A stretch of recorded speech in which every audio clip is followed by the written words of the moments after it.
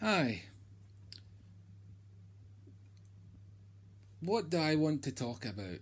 Well, why is it professional pianists, people like professors in the musical establishments, not like musicians that sight read? Now, I find it a little bit odd. Let's take the greatest pianist of them all in history, Franz Liszt. Now, he was famed on no less than two occasions. He sight read the Grieg Piano Concerto and he sight read the Chopin Etudes. Now, let's take ABRSM, the Associated Board for the Royal School of Music. Now, in that, they have exams to develop the musicality of these musicians. And sight reading is a skill that is required. But if you look at what's required, then you understand how valued that skill is.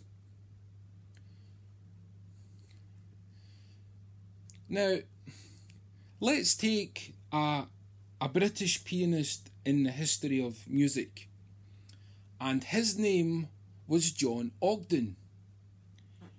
He was noted for his sight reading ability, and BBC4 documentary, they had the contributors recalling incidences of John Ogden and discussing his musicality.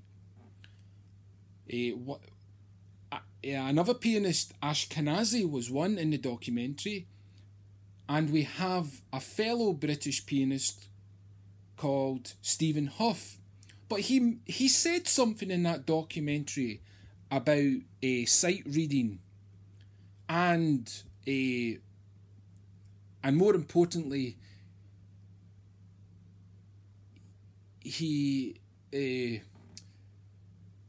the problem it caused for the pianist himself.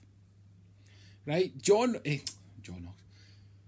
Stephen Huff said musicians, pianists were jealous of John Ogden's ability. Now, it seems very bizarre.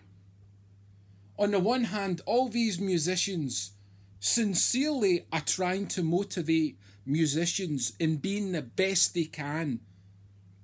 And yet, at the same time, you have certain people oppressing other musicians. Now, is it because of what Stephen Huff said about John Ogden's ability? They were jealous. So my question is to Stephen Huff and any other person. What do you think of my skills? You have access to my YouTube profile. You have access to the videos. Do I have the potential to be great at what I do? Now that's an honest question. Because a pianist goes up to the School of Music or a conservatoire, and he goes to the interview and say, do I have the potential to be a pianist, or do I have the potential to enroll in this course? It's a valid question. No questions about it. Yeah.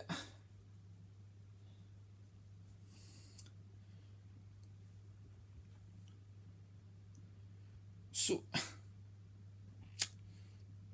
I'll let you go.